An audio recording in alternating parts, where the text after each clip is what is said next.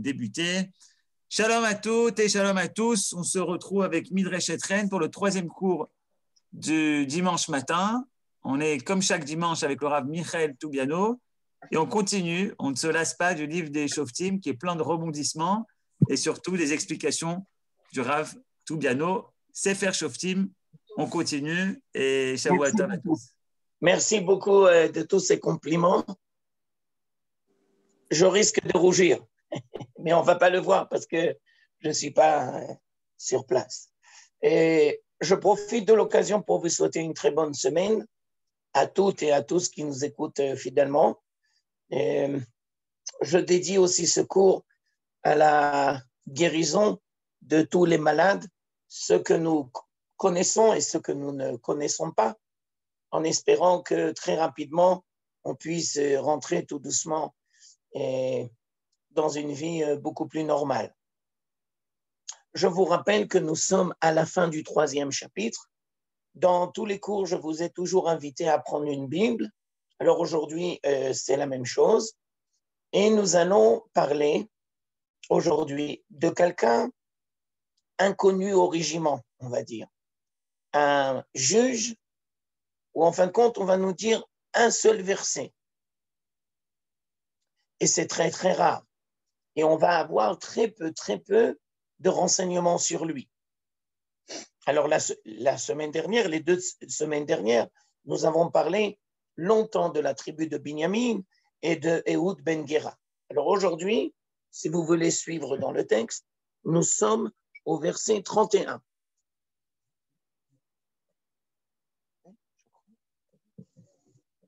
Et excusez-moi 2 minutes.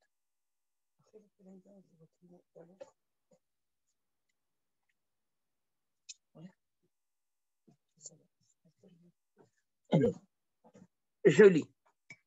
Ve'acharav aya Shamgar ben Anat. Vayach et Plishtim, 600 ish במלמד הבקר, ויושיע גם הוא את ישראל. Alors là, apparemment, on a un peu du mal. Parce que cette personne-là qui s'appelle Shamgar ben Anat, à part le fait qu'il nous ait libérés de l'emprise des Philistins, on ne connaît rien de lui. En tout cas, le texte ne va rien nous dire. Pour cela, on se doit de compléter notre étude avec la loi orale. Vous savez très bien que nous avons 2 Torahs. Je profite de l'occasion parce que malheureusement, beaucoup de gens font des erreurs. Alors, si on était en direct, je vous aurais posé comme question, qui a précédé qui? On a d'abord reçu la Torah orale ou on a d'abord reçu la Torah écrite? Alors, cette question, j'ai eu la possibilité de la poser déjà à des centaines de gens. Et il faut dire la vérité, même si je vais le dire un peu vulgairement, ils se sont tous plantés et ils sont tous tombés dans le panneau. On va dire que ce n'est pas vraiment de leur faute, c'est peut-être plus la faute de leurs enseignants. Et tout le monde a l'habitude de dire d'abord la Torah écrite et après la Torah orale. Mais ça, c'est une grosse bêtise. C'est une très grosse bêtise. Elle est ancrée dans la tête des gens et n'empêche que c'est une bêtise. Alors, je vais vous expliquer d'abord pourquoi c'est une bêtise. D'abord, vous devez vous rappeler que Dieu et Moshe Rabbeinu ont eu la possibilité d'écouter ensemble et d'apprendre ensemble pendant 40 jours. Ils étaient ce qu'on appelle en hébreu chevruta. Ils ont étudié ensemble. Et ils ont étudié par oral. Et là-bas, quand ils ont étudié par oral, ils ont tout étudié. Ça veut dire toutes les dimensions de la Torah. Parce que je tiens à vous expliquer une notion très importante. La Torah, c'est une rencontre. C'est d'abord, surtout, avant tout, une rencontre. Ce n'est pas une étude. C'est une rencontre. Alors, dans le cas, c'est la rencontre entre Dieu et l'homme. Dans ce cas précis, mon cher Rabbeinu. Enlever la dimension de rencontre dans l'étude, c'est enlever toute sa substance. Quand un père étudie avec son fils ou ses enfants, je vais le dire de manière un peu exagérée. Le plus important, ce n'est pas qu'est-ce qu'ils étudient. Le plus important, c'est la rencontre. Et cette rencontre ne se fait pas n'importe comment. Alors, elle se fait par le biais de l'étude. Mais le plus important, c'est cette rencontre, c'est de créer un lien. Alors, en ce qui concerne Moshe Rabbeinu et Dieu, il y a eu d'abord la Torah orale. Et là-bas, Dieu lui a tout appris, toutes les dimensions, tout ce qu'on est capable d'intégrer. Après, Dieu lui a dit, eh bien maintenant, tu vas condenser, s'il te plaît. Et moi, je vais te dire quoi écrire, comment écrire, où écrire, de quelle manière. Donc, vous voyez bien, le plus important, c'est la Torah orale. Je continue. Le livre de Devarim, une nouvelle fois, c'est exactement le même scénario. Ça veut dire que c'est Moshe qui a parlé pendant 1 mois de sa propre initiative. Et c'est ça qui fait la particularité du livre de Devarim. C'est que c'est Moshe qui parle. Et à la fin, Dieu lui va lui dire, Moshe, tu as eu entièrement raison. Tout ce que tu as dit, extraordinaire. Alors maintenant, avec ta permission, on va le condenser. Et moi, je vais te dire qu'est-ce qu'on va retenir et qu'est-ce qu'on va mettre dans le livre. Une nouvelle fois, la Torah orale a précédé la Torah écrite. Deuxième explication. S'il n'y avait que la Torah écrite, alors ça prête énormément à confusion. Parce que le texte, on peut le comprendre comme ça, comme ça, comme ça, comme ça, comme ça. Et donc, on n'aurait aucune certitude. Et donc, on n'aurait aucune dimension divine. Ce qui fait de la Torah qu'elle est divine, c'est pas qu'elle a été écrite, c'est qu'elle a été transmise. Et donc, on peut dire, je crois qu'on a le droit de dire, qu'un cours en Zoom, c'est sympa, c'est mieux que rien, mais c'est un peu virtuel. Parce que moi, si je n'ai pas la possibilité de vous voir en direct, et si je n'ai pas la possibilité, surtout, de vous écouter en direct, alors ça perd de sa substance. Alors, après que j'ai ouvert cette parenthèse, je ferme cette parenthèse. Et donc, nous avons une transmission orale. Et on va nous parler justement de ce personnage un petit peu inconnu qui s'appelle Shamgar ben Anat. Et là, on va nous apprendre qu'il fait partie de la tribu de Shimon. Et on va nous dire que c'est le seul juge de la tribu de Shimon. Alors, j'imagine que si on vous dit Shimon, ça ne vous dit pas grand-chose. Mais n'empêche que quand on prend le temps d'étudier correctement la Torah et la Bible, alors on se doit de comprendre que Shimon, c'est très riche en son enseignement. Alors maintenant, on va ouvrir une parenthèse à propos de Shamgar ben Anat, et on va essayer de parler de la tribu de Shimon. On va essayer de comprendre c'est qui Shimon. Quel est d'abord le personnage, puisque vous savez qu'à l'origine, c'est quelqu'un, c'est un des fils de Jacob, Shimon, et ensuite, après, ça va donner naissance à une tribu qui s'appelle la tribu de Shimon. Alors, je commence. La première fois, nous allons rencontrer dans la Torah, c'est-à-dire dans les 5 livres, le personnage de Shimon, c'est à l'occasion d'une histoire très triste et d'une histoire très grave. Dans la famille de Yaakov, il y a une seule fille. Elle s'appelle Dina. Et vous savez peut-être que Dina est partie s'inquiéter du devenir de la ville de Shrem. Elle a voulu un petit peu avoir des rapports avec Shrem. Alors, je ne voudrais pas m'étendre sur le personnage de Dina. Pourquoi, comment, tout ça, parce que c'est une longue histoire. Mais je voudrais concentrer mon regard sur les conséquences de cette visite-là. Elle est partie voir Shrem. Je tiens à expliquer que Shrem, c'est un endroit qui se trouve en Samarie, dans le nord de la Samarie, mais c'est aussi un personnage. Le roi s'appelle Shrem. Et en conséquence de ça, elle a été violée. Elle a été violée. Et après qu'elle ait été violée, elle a été violée par le fils du roi de Shrem, qui s'appelle Hamor. Et le fils a été voir son père et il lui a dit, je veux me marier avec elle. Je voudrais que tu prennes contact avec sa famille, dans notre cas, la famille de Yaakov, et je voudrais me marier avec elle.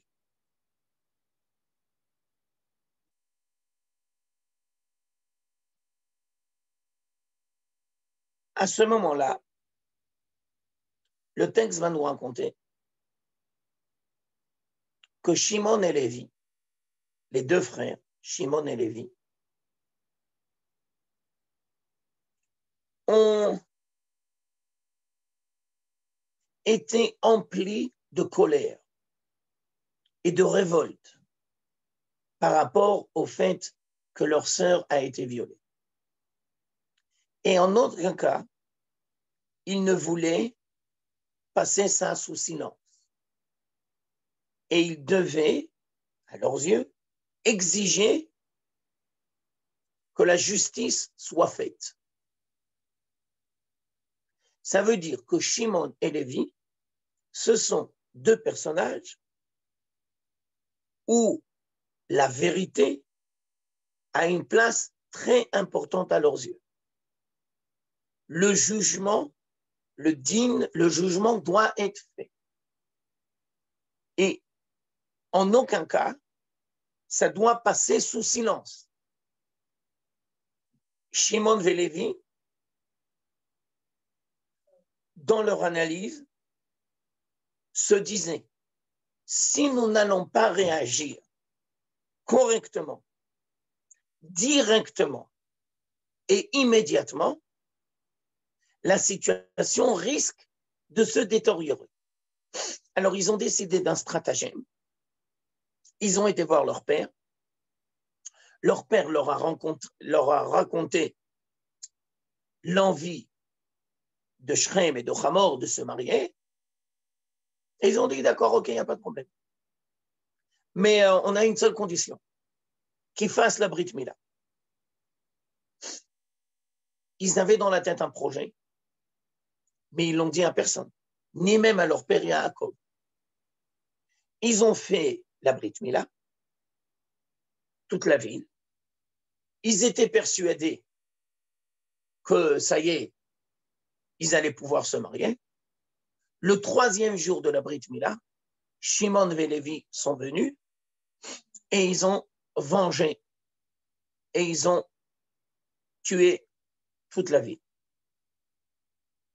Alors, cette histoire de Shimon et Lévi a fait lieu de beaucoup de commentaires, de beaucoup de commentateurs qui ont travaillé cette histoire-là. Je voudrais vous proposer certaines explications dans l'optique, il ne faut pas l'oublier, de mieux comprendre qui c'est Shamgar ben Anat de la tribu de Shimon.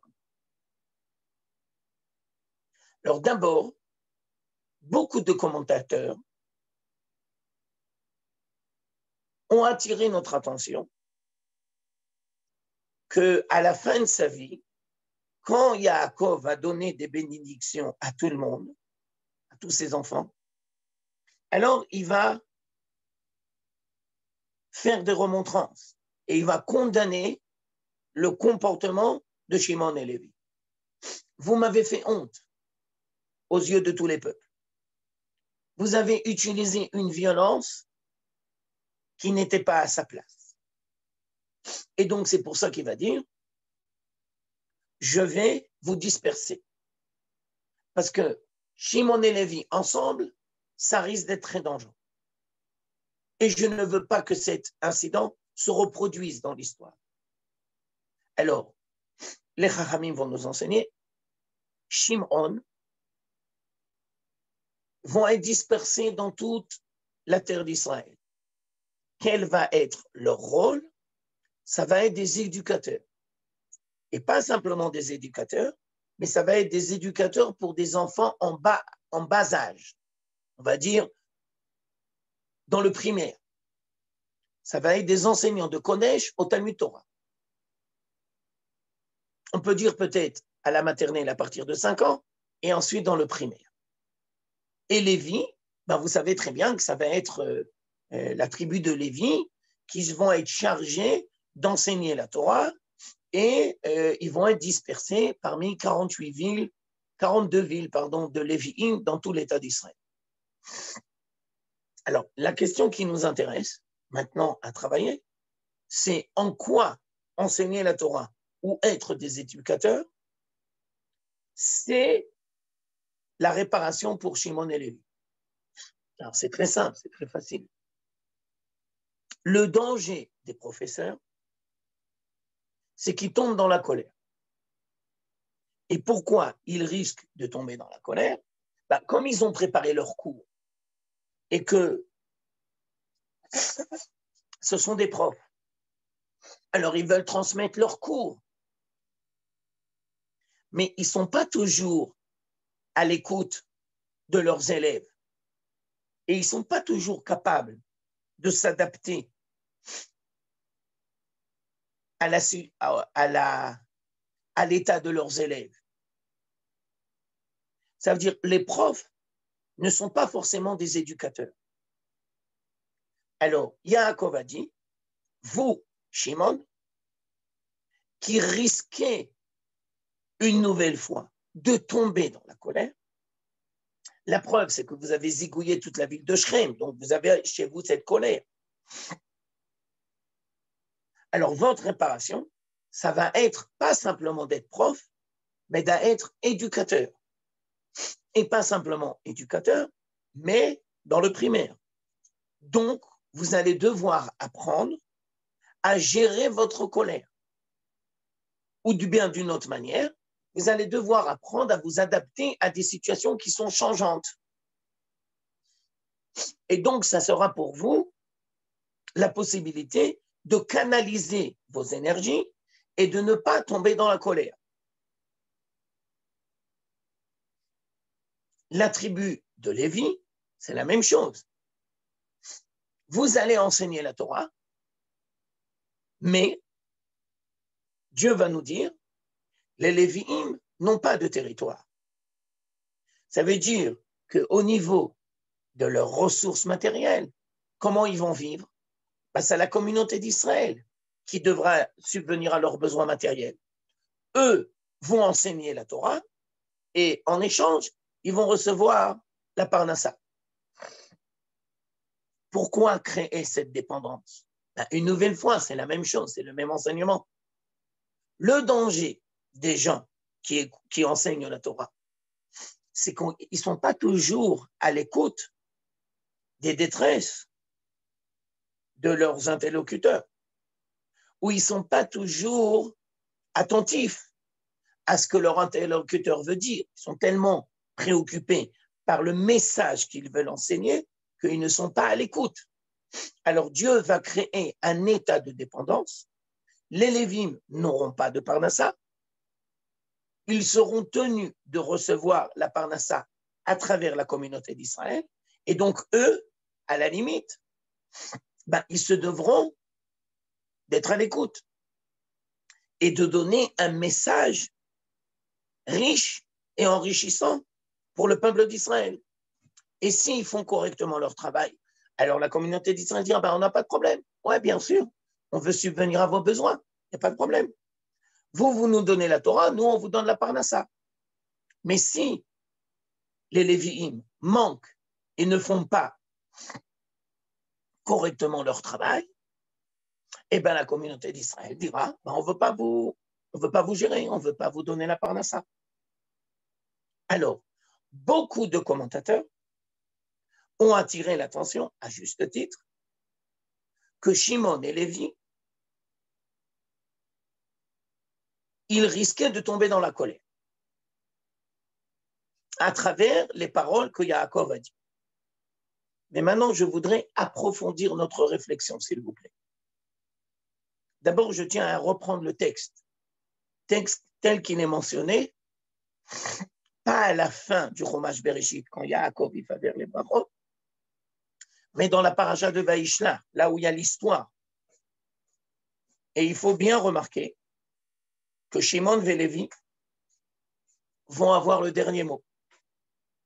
Alors Yaakov va leur dire, c'est quoi votre comportement? Alors ils vont dire, Akezonat, c'est à côté de nous. Est-ce que notre sœur doit être une prostituée, violée? À ce moment-là, Yaakov va se taire. Parce que Yaakov sait qu'il y a une partie de vérité dans Shimon et Lévi.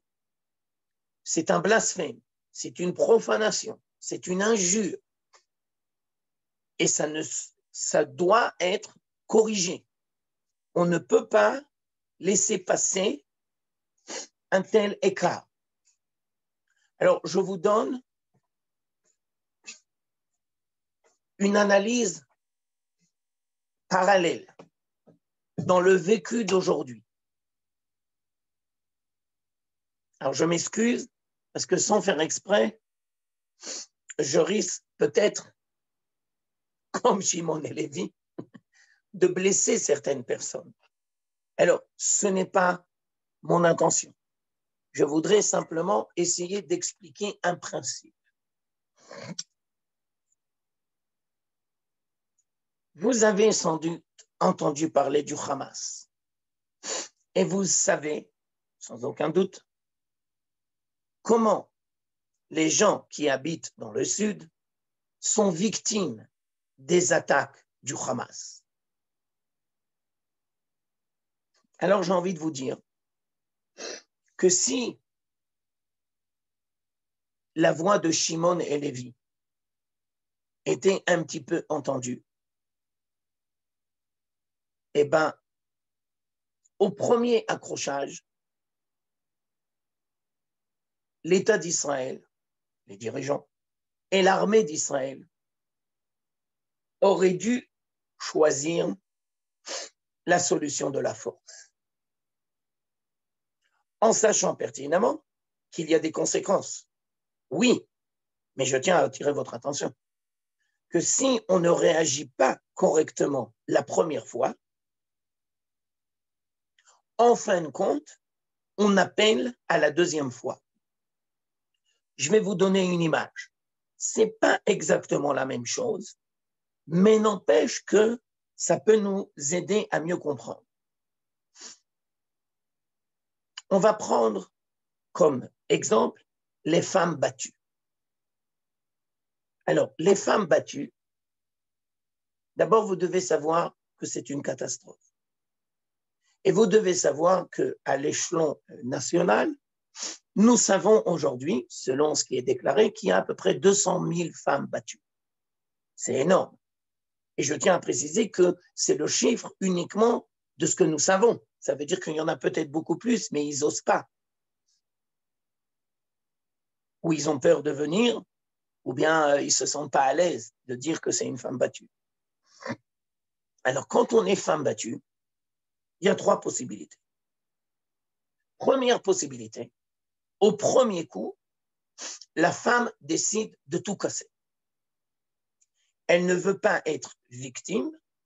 Elle comprend que s'il y a eu le premier, ça veut dire qu'il risque d'avoir le deuxième. Alors elle se bat.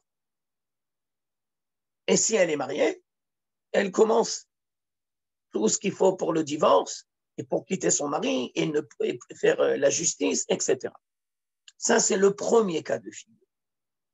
Deuxième cas de figure, la femme se sent trop attachée à son mari, elle n'a pas envie ou elle n'a pas la force de tout casser. Alors elle va dire, toi et moi, nous allons entamer un processus de réinsertion. Nous allons voir un conseiller conjugal. Et tu t'engages à faire avec moi tout le processus du début jusqu'à la fin. Parce que vous savez très bien qu'il y a beaucoup d'hommes qui ne veulent pas faire ce processus, et même s'ils le commencent, ils ne le terminent jamais. Bah ouais, malheureusement, tous les hommes ne sont pas forcément droits dans leur comportement. Alors la femme dit de manière très claire, tu viens avec moi et tu termines entièrement le processus de réinsertion. Si tu ne fais pas, on retourne dans le premier cas de figure, on divorce et shalom al Israël. Mais maintenant, vous devez savoir que statistiquement parlant, on s'aperçoit que les femmes battues ont des remords. Et le mari va demander pardon. Mais elle va tomber dans le panneau. Et elle va accepter.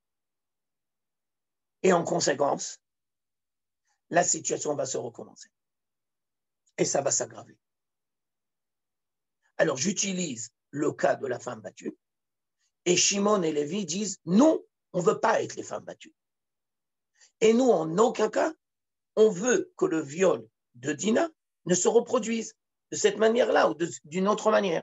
Alors, on veut utiliser la force et on veut utiliser la vérité dès le départ. Et on veut taper très dur. Alors, je continue. Certains commentateurs ont expliqué les paroles de Yaakov à la fin de sa vie. Et ils ont montré les dangers de Shimon et Lévi. Mais maintenant, je voudrais vous ramener le commentaire du Maharal. Vous savez que le Maharal a fait un commentaire. Vous savez peut-être que le Maharal a fait un commentaire sur la Torah. Ce n'est pas un commentaire directement sur la Torah, c'est un commentaire sur Rashi, qui s'appelle Gourarié. D'ailleurs, c'est la première œuvre qu'il a commencée à l'âge de 26 ans. Alors là-bas, le Maharal va dire, mais le comportement de Shimon et Lévi, il est tout à fait compréhensible. Et il est tout à fait juste. Parce que quand on est en guerre, eh bien, on se doit de réagir correctement. Ça veut dire, Yaakov a parlé dans les relations au sein de la communauté d'Israël. Et Yaakov a raison. Faites attention, votre colère risque d'être négative. Donc, faites-vous disperser, vous allez être éducateur, vous allez être enseignant de la Torah. Ça, c'est dans les relations au sein du peuple d'Israël. Mais le Maharal dit, mais Shimon et Lévi, ils avaient entièrement raison, parce que maintenant, c'est un comportement au niveau national. Et si l'État d'Israël ne prend pas le temps de répondre correctement la première fois aux attaques du Hamas, ils vont développer le syndrome de la femme battue. Et aujourd'hui, on le voit. On le voit avec le Hamas, mais on le voit aussi dans les vols qui se passent sans arrêt dans le sud. Et vous savez très bien que la semaine dernière, il y a un monsieur qui a fait preuve de légitime défense et qu'il a tué son agresseur. Mais il n'avait pas l'intention de le tuer. Il s'est senti en danger parce qu'ils sont venus déjà plusieurs fois, lui et d'autres, le voler. Alors il a réagi et il a tué le bonhomme. Et donc on l'a accusé. Alors attends, 2 minutes. Les voleurs peuvent venir librement, ils peuvent refaire leur truc, et après c'est la victime qu'on accuse. C'est exactement comme les femmes battues, c'est pas possible ça. Il y a une erreur, il y a un dysfonctionnement, il y a un manque d'analyse.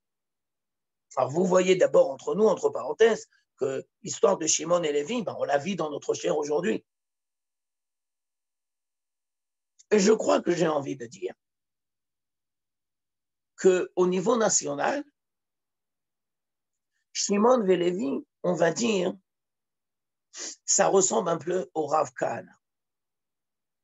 Ça veut dire, intransigeance, fermeté. Des fois, c'est dangereux parce qu'on risque de tomber dans le racisme ou on risque de tomber dans les exagérations. Mais n'empêche que on ne peut pas faire abstraction qu'il y a peut-être sujet à réflexion. Parce que si on ne réagit pas correctement la première fois, on risque d'aggraver la situation. Exactement comme la femme battue. Alors ça, c'est Shimon et Lévi, la première fois qu'on les rencontre dans la Bible. Maintenant, je continue. Deuxième fois dans la Bible.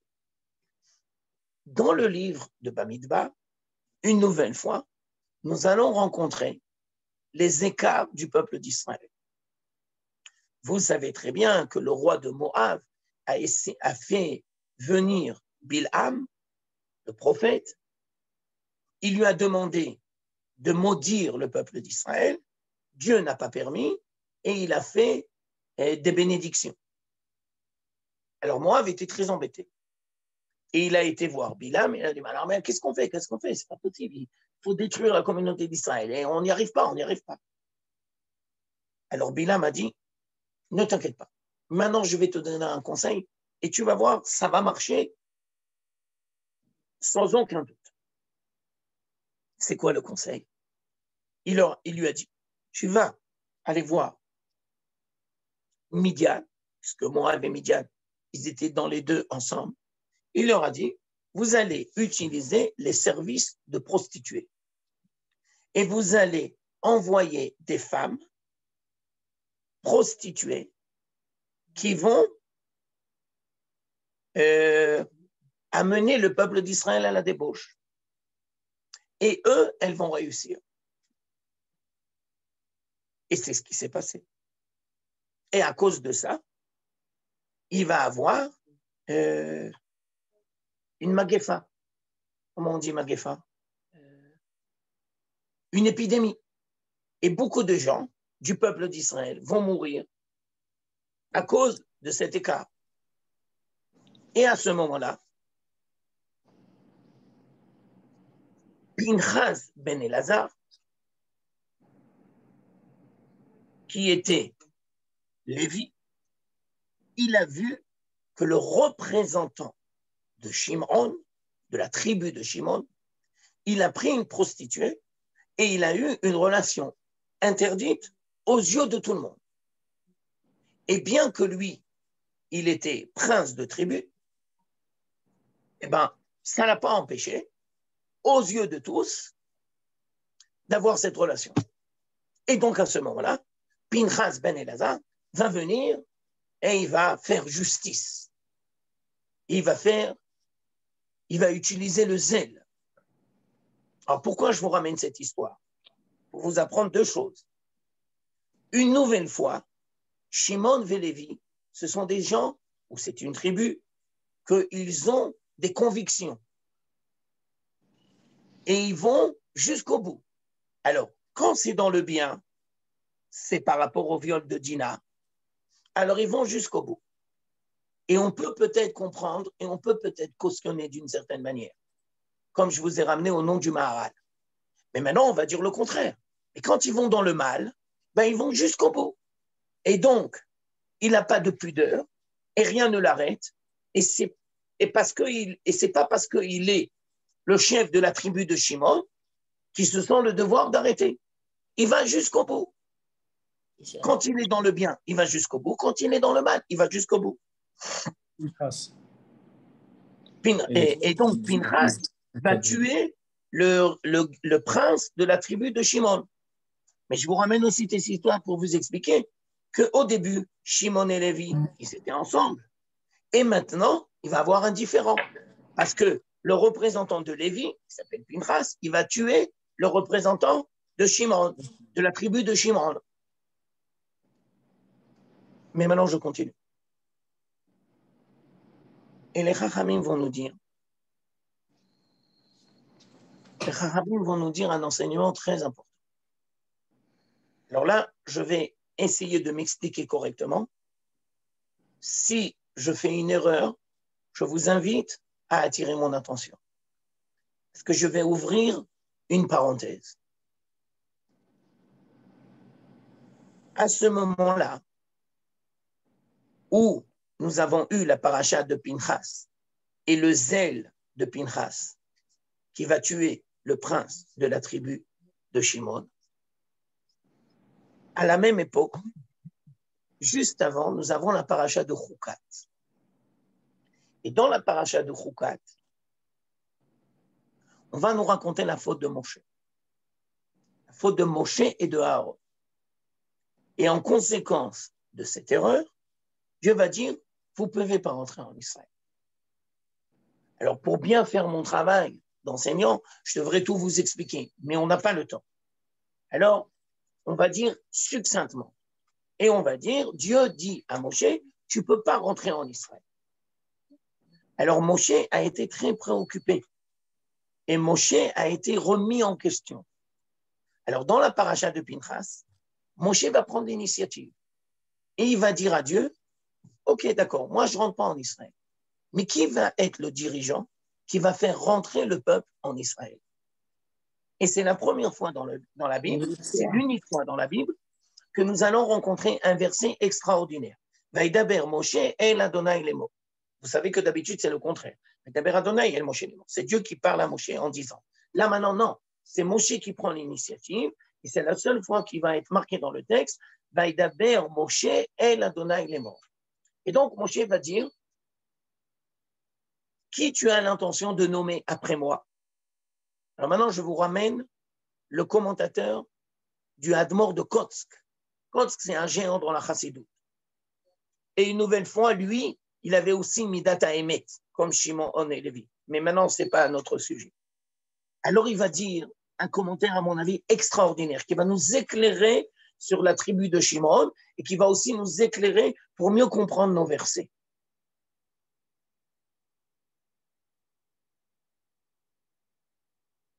Le Hadmor de Kotsk va dire, comme Moshe a posé la question, Dieu, qui tu as l'intention de choisir comme dirigeant? Moshe était très perturbé parce qu'il a vu le succès de Pinchas. Entre parenthèses, celui qui a fait preuve de zèle, qui fait partie de la tribu de Lévi. Et Moshe a eu très peur parce que Moshe s'est dit, si maintenant on va faire un référendum et on va poser la question au peuple d'Israël, à vos yeux, qui est digne d'être le prochain dirigeant? Alors Moshe savait que tout le monde allait dire Pinchas, Pinchas, Pinchas. C'est lui. Mais Moshe savait que pour être dirigeant, on peut peut-être des fois faire preuve de zèle. Mais on ne peut pas et on ne doit pas uniquement faire preuve de zèle. Pour diriger le peuple d'Israël, pour l'accompagner dans ses écarts et pour essayer de le guider vers le droit chemin, on se doit d'être un éducateur. On se doit de parler, on se doit d'expliquer, on se doit de prendre des mesures tout doucement. On ne peut pas utiliser la violence. On ne peut pas faire preuve de zèle. Des fois, peut-être dans certains cas.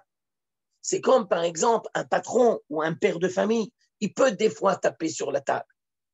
Mais il ne peut pas passer son temps à chaque fois à taper sur la table. Ce n'est pas possible. Tu ne peux pas gérer. Alors Moshe avait très peur. Et Dieu lui a dit, ne t'inquiète pas. Celui que j'ai choisi, c'est Yoshua bin Nun. Celui que j'ai choisi, ce n'est pas Pinchas. C'est Yoshua bin Nun. Alors Moshe a dit, ouf, heureusement, je suis content. Ça veut dire j'ai compris l'analyse divine. Parce que moi, j'avais très peur que Dieu choisisse Pinchas. Et Dieu lui a dit, non, ne t'inquiète pas, je ne vais pas choisir Pinchas.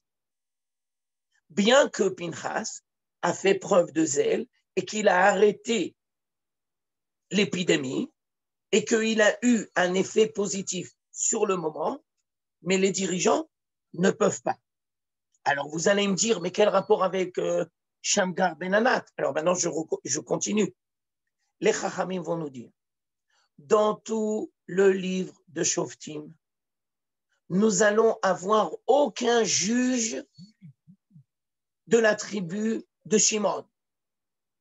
Parce que celui qui fait preuve de zèle risque de tomber dans la colère, risque d'avoir des écarts, et on ne peut pas et on ne doit pas mettre au pouvoir quelqu'un qui risque de tomber dans les écarts du zèle. Bon, mais d'un autre côté, ils font partie intégrante du peuple d'Israël. On ne peut pas les jeter aux oubliettes. On doit leur donner une place. Alors Dieu va dire, il n'y a pas de problème. Shamgar ben Anat, il sera aussi juge. Mais pas longtemps. Et on va presque rien nous raconter sur lui, si ce n'est un seul verset à la fin du 3e chapitre. Alors, on ne peut pas faire abstraction. Il fait partie intégrante du peuple d'Israël. On doit lui donner une place. Des fois, on doit comprendre la part de vérité qu'il y a dans la tribu de Shimon et Lévi. Mais d'un autre côté, on ne peut pas lui donner le pouvoir parce que c'est trop dangereux. Et donc, c'est pour ça que nous avons un seul verset sur Shamgar ben Anat, parce qu'il faisait partie de la tribu de Shimon. Alors, je m'arrête là exprès pour vérifier. Est-ce que vous avez des questions? Est-ce que j'ai expliqué correctement? Est-ce que vous avez des interventions? Et après, on continuera. Je suis à votre disposition.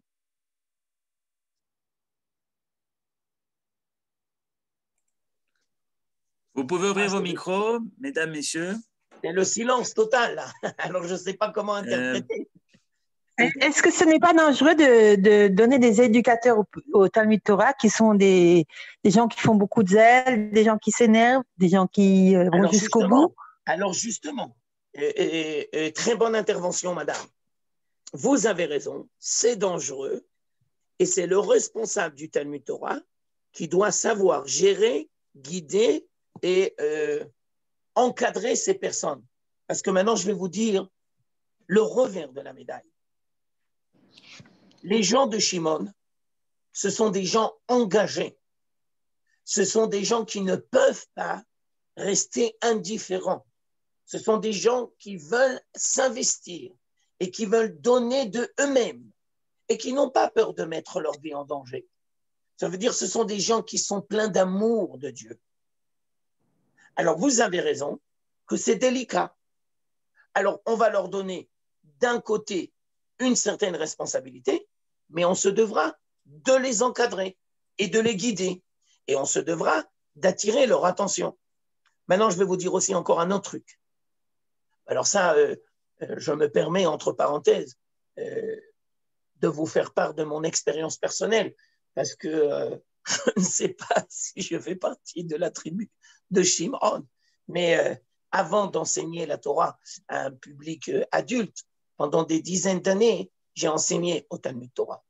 Alors, je vais vous dire entre nous, les hommes au Talmud Torah, c'est pas fréquent. Et deux, les hommes qui vont faire preuve trop de zèle ou de colère, ils vont pas tenir le coup. Il va y avoir une sélection naturelle. Ils vont pas tenir le coup. Si tu sais pas mettre de l'eau dans ton vin, tu peux pas être éducateur à long terme. Vous comprenez ce que je vais vous dire, madame? Eh bien. Mais d'un autre côté, c'est vrai que les gens qui ont du zèle, ils ont un amour, ils ont un attachement, ils ont une fougue. Mais cette fougue peut avoir des manifestations positives, mais ce même engagement, cette même fougue peut avoir aussi des conséquences négatives. Vous comprenez ce que j'ai envie de vous dire? Oui, merci beaucoup. D'accord. Alors, où on en est au niveau des questions, des interventions? Je vois qu'il n'y a personne, là, je ne sais pas. Oui, j'ai une question. Oui, avec grand plaisir, monsieur. Shavua Tov, Rav. Je voulais Bonjour, savoir monsieur. Je pourquoi... suis très honoré d'avoir aussi à mon cours une présence masculine. Alors, je vous remercie de votre participation. Merci. Je suis curieux de savoir pourquoi dans le texte, le nom de la tribu de Shimon n'apparaît pas dans le verset cité. Très bien. Alors, vous avez raison, c'est une critique sous-entendue. C'est une critique sous-entendue. Je vous invite à prendre le Yalkut Shimroni. C'est le Midrash que sur ces versets-là. Et ce que je dis est marqué textuellement là-bas. Ok, très bien. Je vous en prie, avec grand plaisir, monsieur. D'autres interventions ou je continue? Moi, je voudrais bien parler, mais je ne sais pas si on m'écoute parce que moi, je ne suis pas très forte en informatique. Vous m'entendez là? Moi, je vous entends. Les autres, je ne sais pas. Alors, vous parlez de la colère, mais Moshe Rabbeinu aussi, il était en colère. Il a tué l'Égyptien qui frappait le Juif. Il a tapé sur le rocher par colère. Il a été très coléreux durant sa mission. Alors je ne sais pas si vous vous rendez compte de la grandeur de votre parole et de votre intervention. Non, mais je m'excuse de dire ça. 2 minutes. Vous m'avez posé une question, alors je vous réponds. Moshe fait partie intégrante de la tribu de Lévi. Ah, bien sûr, mais bien sûr. Ouais, d'accord. Et maintenant, je continue. Vous connaissez forcément le proverbe. Moshe émet, Vetorato émet. Moshe, c'est le émet. Moshe, c'est comme Shimon, c'est le émet. Ça veut dire, on ne va pas rentrer là-dedans parce que c'est un sujet énorme, mais le peuple d'Israël a du mal à intégrer le personnage de Moshe. Alors je vais dire une phrase un petit peu difficile à entendre, mais n'empêche que c'est la vérité. Aaron, c'est le shalom. Quand Aaron est décédé, tout le monde l'a pleuré, les hommes comme les femmes, parce que tout le monde voyait et percevait la grandeur de Aaron. Parce que Aaron, si vous voulez, c'est celui qui faisait la plupart du ménage. C'était le diplomate, celui qui savait gérer correctement les dissensions, sans le faire au détriment d'un côté ou de l'autre. Alors la contribution de Aaron, elle était claire pour tout le monde. Alors tout le monde l'a pleuré. Mais alors maintenant je continue. Mais quand Moshe Rabbeinu est niftar, il faut dire la vérité, tout le monde ne l'a pas pleuré. Parce que vivre avec des gens tels que Moshe Rabbeinu, qui ne supportent pas les bêtises du peuple d'Israël ou les écarts du peuple d'Israël. Je précise, en sachant que Moshe, il a un amour éternel pour le peuple d'Israël, mais il attend du peuple d'Israël qu'il soit capable de faire sa mission. Ce n'est pas facile de vivre avec des gens qui ont ce tel niveau d'attente et d'aspiration. Et Moshe, c'est vrai, il exige. De la même manière qu'il exige de lui-même, eh ben, il exige de son entourage. Et on peut dire que Moshe, il fait preuve on va dire, de perfectionnisme. Ça veut dire que si Moshe n'était pas là, on n'aurait jamais reçu la Torah. Ben non. Si on attendait le commun des mortels, on aurait pu attendre longtemps. Hein. Vous n'avez qu'à voir la politique aujourd'hui. On aurait pu attendre longtemps. Alors Dieu nous a fait un cadeau. Il nous a envoyé la Neshama de Moshe. Grâce à elle, on a pu recevoir la vérité divine dans sa globalité, dans sa pureté, dans son authenticité. Mais d'un autre côté, ce n'est pas facile à gérer. Oui, ok. Merci beaucoup, Rav. Je vous en prie. Je voulais dire quelque chose aussi, Shavuatov. Oui, bonjour madame, je vous écoute. Bonjour, Yorevet. Je crois que c'est très important et c'est formidable ce que vous dites parce que dans un sens, quand on dit la Mida, la Doun et Kafsrout, on doit savoir que notre niveau, c'est pas le même niveau que l'autre. Donc à partir du moment où on voit les choses d'un bon côté, l'autre, il n'est pas arrivé au même niveau. Donc, on ne peut pas commencer à faire la dissension et à juger. Parce que nous, ce qu'on voit, ce n'est pas ce que l'autre y voit. Donc, comme on disait, Aaron, il cherchait le shalom. C'est vrai que dans toute chose qu'on connaît, on doit savoir l'amener à la personne, comment le dire pour ne pas vexer la personne. Et des fois, on dit que le Refet Chaim, il a dit qu'il y avait des bonnes lois. Comment faire attention à parler, savoir à qui parler, comment le dire, c'est très important. Parce qu'autrement, on amène la dissension. Et ce qu'on a voulu donner à l'autre, finalement, on ne l'apporte pas à l'autre. Parce qu'on n'a pas su le dire comme il fallait. Vous avez entièrement raison, madame. Et vous pour continuer dans la même grille d'analyse, vous savez très bien que les chemins qui mènent en enfer sont pavés de gens avec des bonnes intentions. Mais ça ne suffit pas, les bonnes intentions. Vous avez entièrement raison. Alors maintenant, je voudrais continuer. Merci. Je vous en prie. Je peux continuer ou il y a d'autres interventions? Je peux poser une question? Oui, avec grand plaisir, madame. Je suis à votre écoute. Merci beaucoup, Rav. Le désir de rendre justice pour leur sœur, pour revenir à Shimon et Lévi, tout à fait, bien sûr, justifié. Et le parallèle que vous avez fait avec les femmes battues, avec le Hamas, très intéressant. Mais est-ce qu'on ne peut pas avoir une réserve par rapport à la façon dont ils ont procédé? Parce que vous avez dit qu'ils étaient, leur caractéristique, c'était la vérité. Et en vérité, c'est le cas de dire, quand ils ont établi ce stratagème par rapport aux gens de Shrem, ils ont usé quand même d'un... Ils leur ont fait croire qu'ils pourraient... Alors, vous avez raison, madame. Vous avez raison. Et je continue. Vous avez raison. Oui. Je vais dans votre direction. Utiliser un stratagème tel que Shimon et Lévi ont fait envers nos ennemis, le Maharal va dire c'est tout à fait légitime parce qu'on est en guerre. Mais quand on est au sein du peuple d'Israël, on ne peut pas gérer nos relations au sein du peuple d'Israël comme on les gère avec nos ennemis. Justement, le danger de Shimon et Lévi, c'est qu'ils risquent d'avoir un manque de discernement. Ils vont utiliser les mêmes méthodes à l'intérieur du peuple d'Israël pour gérer les tensions, les mêmes méthodes qu'ils ont l'habitude d'utiliser avec nos ennemis. Mais ça, ce n'est pas possible. Vous comprenez? Oui, oui, ça, sans doute. Ça, c'est à... Mais même envers les ennemis, est-ce qu'il n'y a pas... Enfin, avec les ennemis, excusez-moi, madame. C'est sûr que... Oui. Alors, vous rentrez maintenant dans un autre sujet et vous avez raison de dire la moralité et la guerre. Alors, vous avez entièrement raison, madame, que c'est un très grand sujet.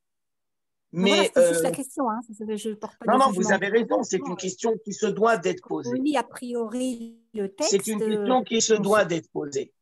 Alors, on va répondre de manière...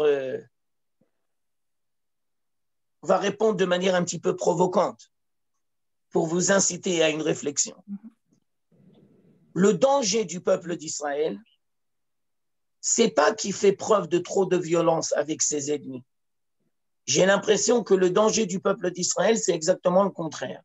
Ça veut dire que comme ils sont miséricordieux dans leur essence, alors ils ont du mal à gérer leurs relations avec leurs ennemis.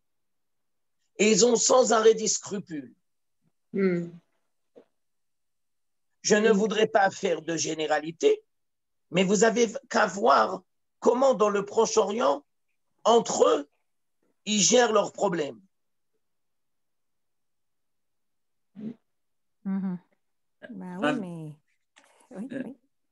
Oui, je vous écoute. Rav Toubiano, oui, je me permets. Par rapport à la je vous question remercie de votre intervention. Ça veut dire que par rapport à la question de Sophie. Alors, excusez-moi 2 minutes. Vous faites partie intégrante du cours et vous n'êtes pas là uniquement pour gérer les problèmes techniques. Alors, je vous remercie d'intervenir.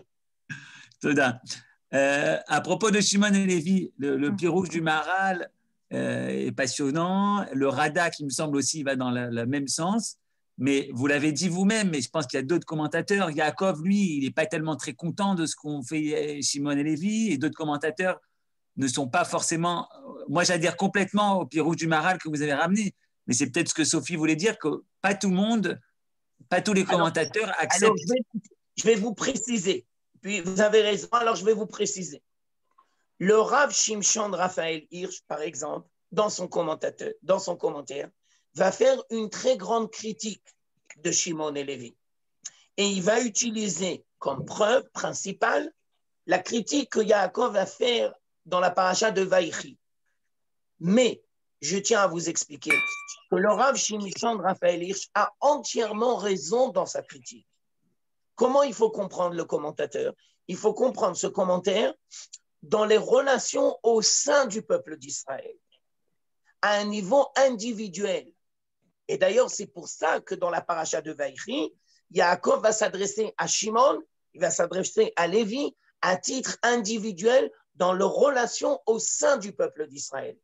Mais on ne peut pas et on ne doit pas faire abstraction du silence de Yaakov dans la paracha de Vaïchla.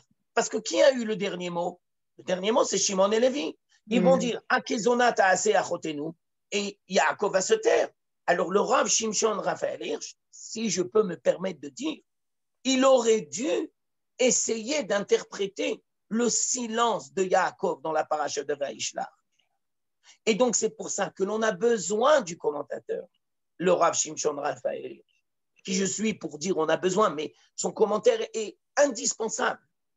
Mais on ne peut pas et on ne doit pas se laisser uniquement emporter par cette facette des événements et on doit compléter notre enseignement avec le Maharal. Sinon, on risque d'arriver à des erreurs. Alors maintenant, je vais dans votre direction et je vous donne une image. Vous savez peut-être qu'il y a quelques années déjà, l'armée d'Israël, qui doit faire face sans arrêt à des défis qui n'en finissent jamais, se sont posé la question, mais comment on va faire avec les gens qui s'explosent? Et comment on va faire quand on doit arrêter les terroristes et qu'on a le doute peut-être qu'ils ont une bombe sur eux? Alors l'armée d'Israël a inventé un stratagème. Ils ont dit, quel problème? On va aller voir la maison, le voisin, ça s'appelle Noal Shachem. On va aller voir le voisin, on va lui dire, excusez-moi monsieur, vous pouvez aller ouvrir s'il vous plaît la porte? L'intention, c'est de protéger les armées, nos enfants d'Israël. Alors maintenant, je m'excuse de vous dire, monsieur Johan, le grand tribunal, est-ce qu'il a permis cette loi de Noal Shachem? Il a dit non. Alors moi, je me permets d'interroger et de dire, la vie de nos soldats n'est pas suffisamment importante pour qu'on les expose à un tel danger? Où est les Shimon et Lévi? C'est-à-dire, si on avait Shimon et Lévi en nous, si on avait intégré, on aimait bien sûr, il faut protéger nos soldats. Alors, c'est un équilibre difficile. Vous comprenez ce que j'ai envie de vous dire? Très bien. OK. Par rapport à votre intervention, je voudrais dire encore un autre truc. La grandeur de la Torah, mais aussi la difficulté de l'étude de la Torah, c'est que nous avons des commentateurs qui se contredisent. Et pour essayer de créer un tableau où on va donner une place à chacun, ça demande un très long travail et une très grande réflexion. Alors, trop souvent, beaucoup de gens restent dans la contradiction et donc ils se disent ou c'est le Maharal ou c'est le Rav Shimshon Raphaël Hirsch. Et moi, je vous propose une autre grille d'analyse où on doit donner une place au Rav Shimshon Raphaël Hirsch et en parallèle, on doit donner une place au Maharal. Il faut juste essayer de créer le tableau correctement. Ça veut dire quand on approfondit, il n'y a pas de contradiction. Vous comprenez ce que j'ai envie de vous dire? C'est vrai dans la Gemara et c'est vrai aussi, c'est vrai partout. Quand on approfondit, on est capable de donner à chaque chose sa place. Donc, je vois que j'avais envie de travailler une autre dimension avec vous, mais le temps qui nous est imparti est déjà terminé. Je m'excuse, ça a été très intéressant d'être avec vous, et si Dieu veut, on continuera la semaine prochaine. Alors vous voyez un seul verset et regardez les dimensions que nous avons travaillées ensemble. Que Dieu vous bénisse et à la semaine prochaine. Les Hitraot.